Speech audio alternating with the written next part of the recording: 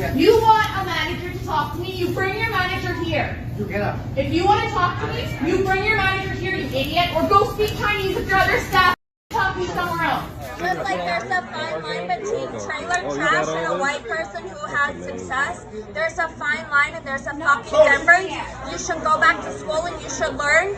You guys came from slavery. Just understand that. That's in the past. That's in the past. Do you not comprehend that? This is America.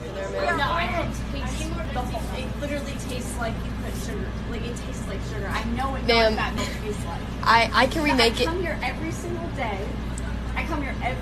day. And it's always non-crack. This is not non-crack. I can remake it if you want. Pop Psych, and here's why. It stands for popular psychology, and through YouTube, I will become popular, and I'll be a popular psychologist. I'm David Colarosi. No, it's Dr. David Colarosi. I have a master's degree in marriage and family therapy and a PhD in counseling psychology. You are such a genius.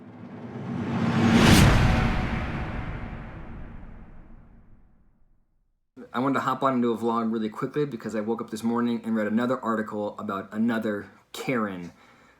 This Karen, I guess, went into a Starbucks without a mask and was really frustrated that the Starbucks employee required her to wear a mask or he wouldn't serve her. So she freaked out, threatened to call the cops, or went on social media and published it. It just turns into a nightmare. And I just realized that every single week I'm reading another article about another Karen.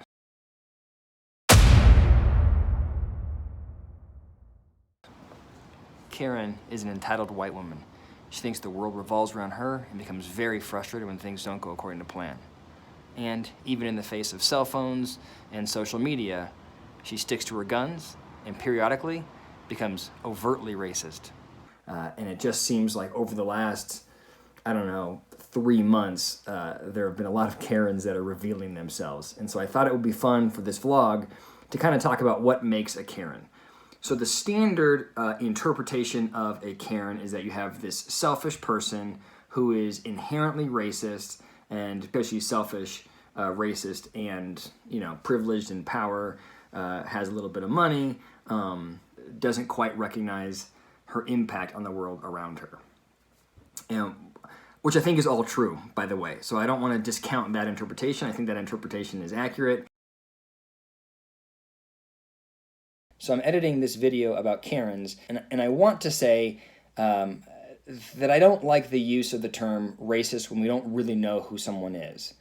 And so I'm hesitant to say these women are all racist, and I sort of, in my video, I kind of made that assumption, and I don't know that that's fair. I will say that it's easy to get there. If you look at their behavior, if you look at the way they're acting with people, in particular with people of color, it's hard not to jump to the conclusion that a race has something to do with it.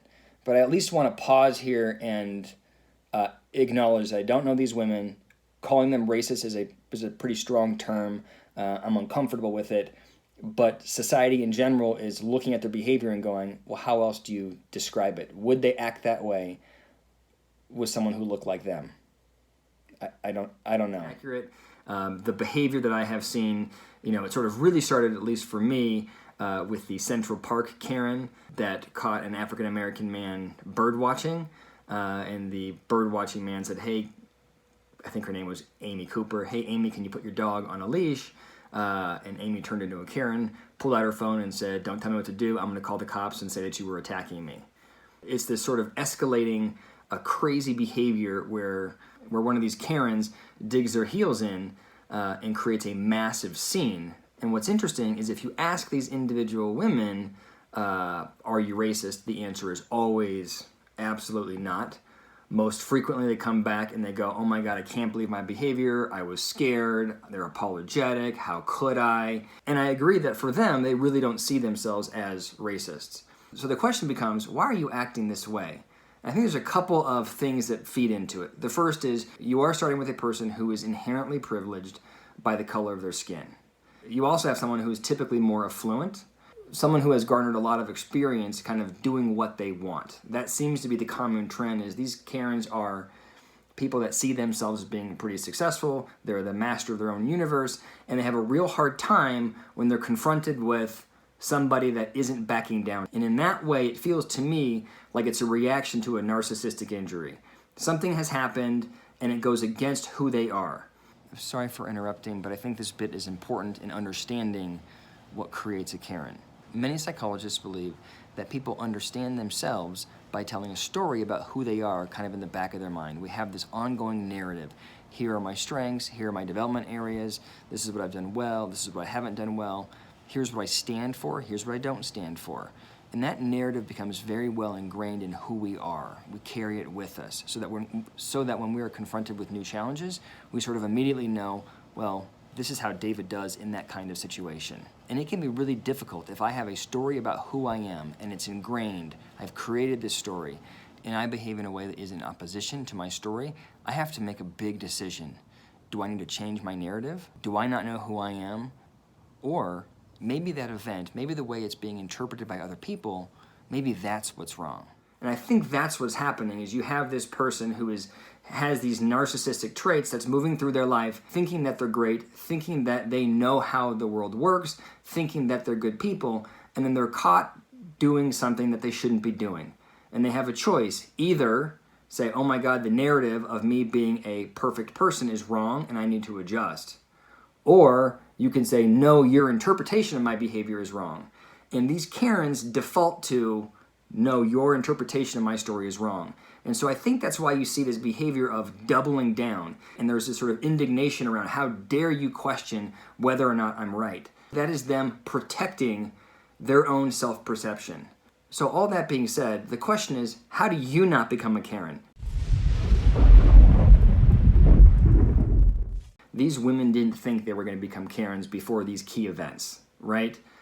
But then the event happened and they defaulted to this negative style. So I think there's two things you can do to protect yourself from becoming a Karen.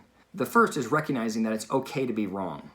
In each of these Karen stories, there's a decision point where the woman decides, nope, I'm doubling down, I'm going to dig my heels in, and at that point, if they were comfortable being wrong, I think they would skate out of this. But we get so wrapped up in being right that it's difficult to see potential off-ramps. So I think the first step is being comfortable being wrong, and I think the second step is realizing that you have a unique experience and there are other people in the world that view things differently. We can't be so myopic that we think our worldview is the only worldview that matters. And in every Karen circumstance, the person who's defined as the Karen sees the world one way and has a really difficult time shifting their perspective. And I think if you approach the world with more of an open mind, you'd be less likely to jump to conclusions. So for example, the story I read today, Amber Gills, I think that's her name, was really frustrated that the barista would ask her to put a mask on. How dare this barista question whether or not I should wear a mask? I know that masks aren't needed. I know this whole coronavirus thing is silly, and so I'm going to stand my ground. But it's a crazy stance to take. Whether you're right or wrong, it's crazy to think that barista has to view the world your way. Starbucks has a policy. Why are you questioning that? It's okay for Starbucks or the barista or society around you to have different viewpoints. So I think the more you can be comfortable with divergent views, the better off you'll be. So those are my thoughts. I hope that's helpful. Oh, like and subscribe.